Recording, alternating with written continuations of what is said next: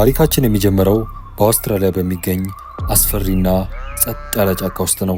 ከዚህ አስፈሪ ጫካ አቅራቢያ የሚኖር ሰው ግልገሎቹን ወደ በረታቸው አስገብቶ አመሻሹ ላይ ወደ ቤቱ ተመለሰ።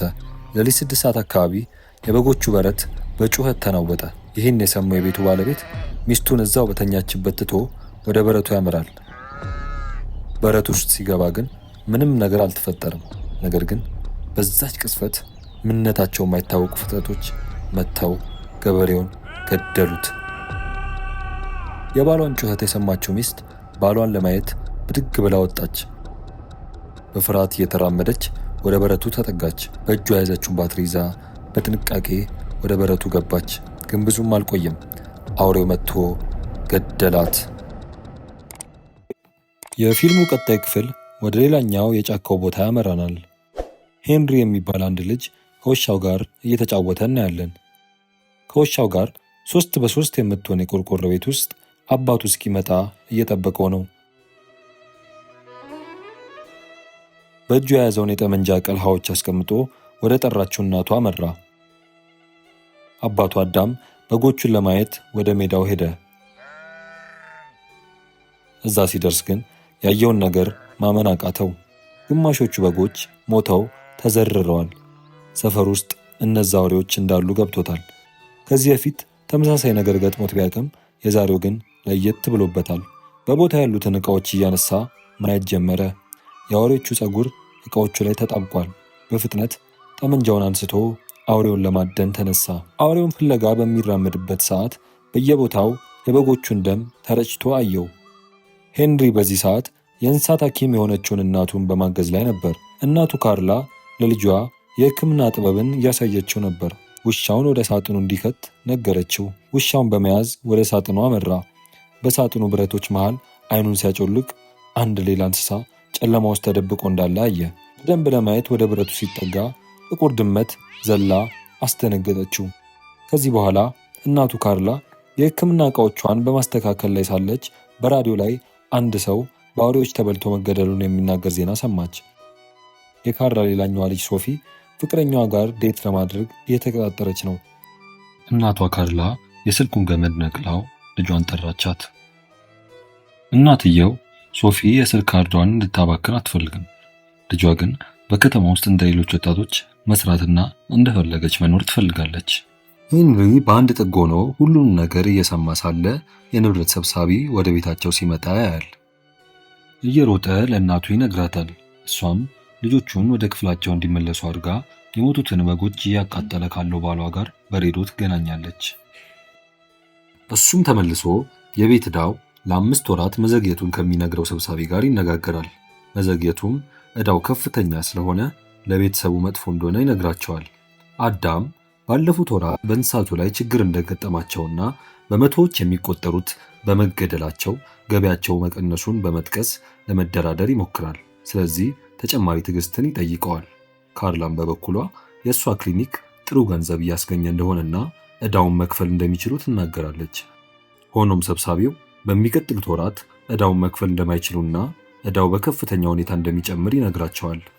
ጆንሰን መዘግየቱን እንደማይቀበልና የቤተሰቡ ንብረት እንዲወረስ እንደሚፈልግ ይገልጻል። ሌላው መፍትሄ ለቤተሰቡ የቀረበ የጋራ ስምምነት ነው። በ200,000 ብር የሚስተር ጆንሰን ንብረት መልሰው በመግዛት ወደ ሌላ ቦታ መሄድ ይችላሉ።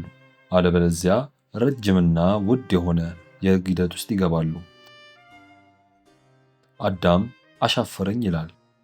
የአባቷ እምቢ ማለት ያበሳጫት ሶፊ ጣልቃ በመግባት ሐሳብ የመስጠት መብት እንዳላትና ስምምነቱን መቀበል እንደምትፈልግ ትናገራለች።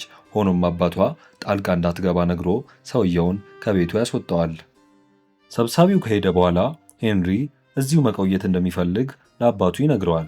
አባቱም ቤታቸውን እንደማያጡ ቃል ይገባለታል። ከደቂቃዎች በኋላ ሰብሳቢው በጫካ በተከበበ መንገድ ላይ ሽንቱን ለመሽናት ይቆማል። ሰውየው የቅርንጫፎቹ ስብርባሪ ድምፅና የጩኸት ድምፅ መስማት ይጀምራል። ትኩረቱ ተከፋፍሎ ስለነበር በፍጥነት እየተቃረበ ያሉትን አውሬዎች አላስተዋልም። እንስሳቱ ያለምንም ምሕረት የሰውየውን መላ አካል ነክሰው በጭካኔ ይገሉታል። በአዳም ቤት ውስጥ ቤተሰቡ ታርቋል። የሚያጋጥማቸው ችግሮች ሁሉንም እንደሚነኩ አውቀዋሉ። ትንሽ ለመዝናናት ወላጆቹ ለብቻቸው ጊዜ ያሳልፋሉ። በመታጠቢያ ቤት ውስጥ ሶፊ ገላዋን እየታጠበች መብራት ጠፋ። ወላጆቹ ምን እንደሚያደርጉ ይወስናሉ።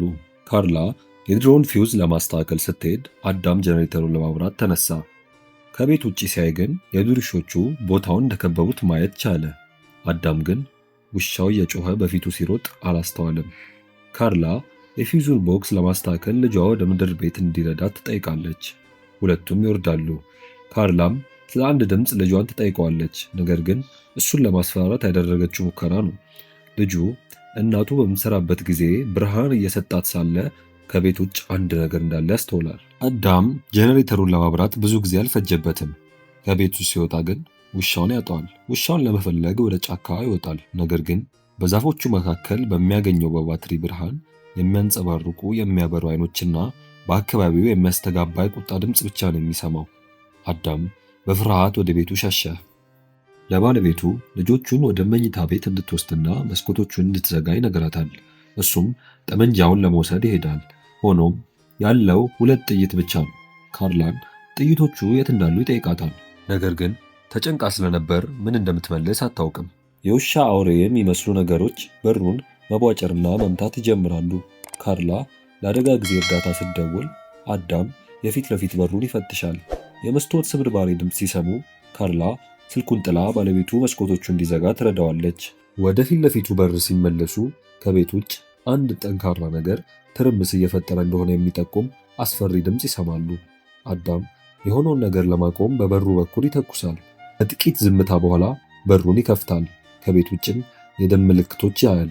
በዚህ ቅስፈት አውሬው ከጀርባ ያጠቀዋል። ሰውየው በከፍተኛ ሕመም ይጮሃል። ነገር ግን ባለቤቱ አውሬውን በብረት መታ ታባረዋለች። ባለቤቱ አዳም የተነከሰበትን ቦታ ያከመችለት ነው። ሄንሪ ስለ ውሻው ሲጠይቅ አባቱ መጥፋቱን ይነግረዋል። ካርላ ባየችው ነገር ደንግጣለች። አውሬው የተለያየ የዱር ዝርያዎች ድብልቅ ሊሆን እንደሚችልና ይህም የበለጠ ፈጣን፣ ጠንካራና ጨካኝ እንደሚያደርገው ትናገራለች። እንደ ዕድል ሆኖ ካርላ የእንስሳት ሐኪም ስለሆነች ባሏን የእብድ ውሻ በሽታ መከላከያ ክትባት ትሰጠዋለች። ከዚያም ቤተሰቡ ከጫካው የሚመጣ የጩኸት ድምፅ ይሰማሉ። በዚያ ቅስፈት ያጠቃቸው አንድ አውሬ ብቻ እንዳልሆነ ይረዳሉ። ካርላ ለባሏ ጥይቶቹን በክሊኒክ ውስጥ እንደደበቀቻቸው ትነግረዋለች። ከአንድ ሰዓት በኋላ የፖሊስ መኪና ይደርሳል። አንድ የፖሊስ መኮንን ከመካከለኛው ጣቢያ ጋር ለመገናኘት ይሞክራል፣ ግን መልስ አያገኝም። ከዚያም ቀደም ሲል ለቀረበው ጥሪ ምላሽ ለመስጠት ከመኪናው ይወጣል። ወደ ቤቱ ሲቃረብ የቤተሰቡ አባላት ስለ አደጋው ማስጠንቀቂያ ሳይሰጡት በእብድ ውሾች መንጋ በጭካኔ ይጠቃል። ሰውየው ራሱን ለማዳን ይተኩሳል፣ ግን ያ በቂ አይደለም። እንስሳቱ ወደ ጫካው ይጎትቱታል። ያንን አስፈሪ ትዕይንት ካየች በኋላ ካርላ ለእርዳታ መጥቶ ለሞተው ሰው ታለቅሳለች። ለራሷና ለልጆቿም ትሰጋለች። አዳም ያጽናናታል። ቀጥሎም እንደሚያደርግም ያስባል። ሬዲዮውን ለካርላ ይሰጣታል። እሱም ወደ መኪናው እንደመሄድና ምልክት ሲሰጣቸው ዝግጁ እንዲሆኑ ይነግራቸዋል። አዳም ቀስ ብሎ ከቤቱ ወጥቶ ወደ መኪናው ይሄዳል። መኪናውን አስነስቶ ወደ ፊት ለፊት በሩ ያመጣዋል። ሆኖም ቤተሰቡ ወደ መኪናው ሊወጡ ሲሉ አዳም በሌላ ወሬ ይጠቃል። ካርላ ለባሏ ሕይወት ትሰጋለች፣ ግን ቅድሚያ የሚሰጠው ልጆቿን መንከባከብ ነው። ሦስቱም በበሩ አጠገብ ይደበቃሉ። አውሬው ቤት ውስጥ ስለገባ ዝም ይላሉ። እንደ ዕድል ሆኖ አውሬው ቤተሰቡን አላያቸውም። ካርላ ልጆቹን በጓዳ ውስጥ ትቆልፋለች። ከዚያም ወጥ ቤት ሄዳ ራሷን ለመከላከል ቢላዋ ትይዛለች። ካርላ አውሬውን እየፈለገች በቤት ውስጥ በዝምታ ትንቀሳቀሳለች። በትክክለኛው ጊዜ አውሬውን በአንድ ክፍል ውስጥ ትቆልፍበታለች። ከዚያ በኋላ ከባሏ ጋር በሬዲዮ ለመነጋገር ትሞክራለች፣ ግን መልስ አታገኝም። እንደ ዕድል ሆኖ አዳም በሕይወት አለ። የጩኸት ድምፅ ሲሰማ ጠመንጃውን ይዛል። ተነስቶ ጥይት ለመፈለግ ወደ ካርላ የሥራ ቦታ ይሄዳል። ለሚስቱ ይደውላል፣ ግን እሷ መልስ አትሰጥም። እሷ ወደ ምድር ቤት ውስጥ እየወረደች እንደሆነ እናያለን። እዚያም አንድ ትልቅ ውሻ ታገኛለች፣ ግን ሳያት ትደበቃለች። ገዳዩ ውሻ በላይኛው ፎቅ ላይ ድምፅ ሰምቶ ይሮጣል። ይህም ለካርላ ደህንነቱ የተጠበቀ እንዲሆን እድል ይሰጣታል። ይህ በእንዲህ እንዳለ ልጆቹ በጓዳ ውስጥ ሳሉ አንድ ውሻ በሩን ያጠቃዋል። ልጆቹም ይደነግጣሉ። እንደ ድል ሆኖ ካርላ በፍጥነት ደርሳ አውሬውን በቢላዋ ተወጓለች። እሱም ይሸሻል። ሶስቱ ደህና ናቸው፣ ግን አሁንም ስለ አዳም ይጨነቃሉ። አዳም እንስሳቱ ወዳሉበት ቦታ ሄዶ አንዱ አውሬ ሁሉንም እንስሳት በጭካኔ እንደገደላቸው ያያል። አንድ ጥይት ብቻ እንደቀረውና መተኮስ ብዙ ውሾቹን ሊስብ እንደሚችል ስለማያውቅ ወደ ቢሮ ይመለሳል። ሶፊ በሬዲዮ ትደውላለች፣ እሱ ግን ስልኩን ይዘጋዋል።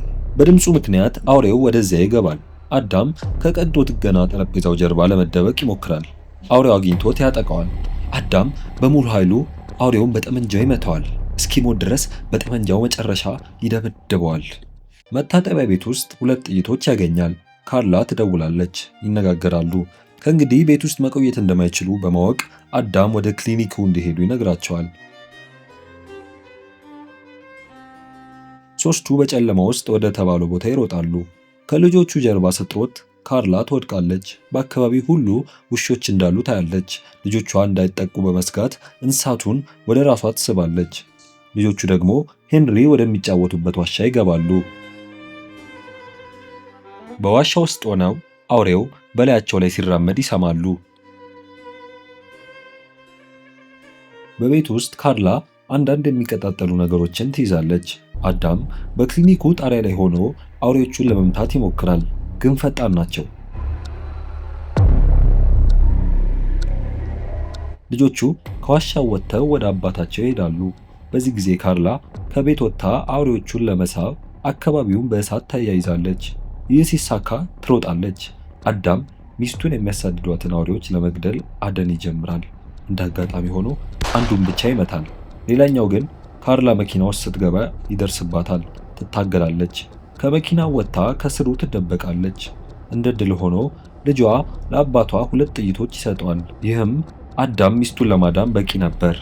አውሬው ካርላን ጎትቶ ያወጣታል። በፍርሃትም ትርበደበታለች። አውሬው ጥቃት ከመሰንዘሩ በፊት አዳም ብቅ ይላል እና ሚስቱን ለማዳን ይተኩሳል።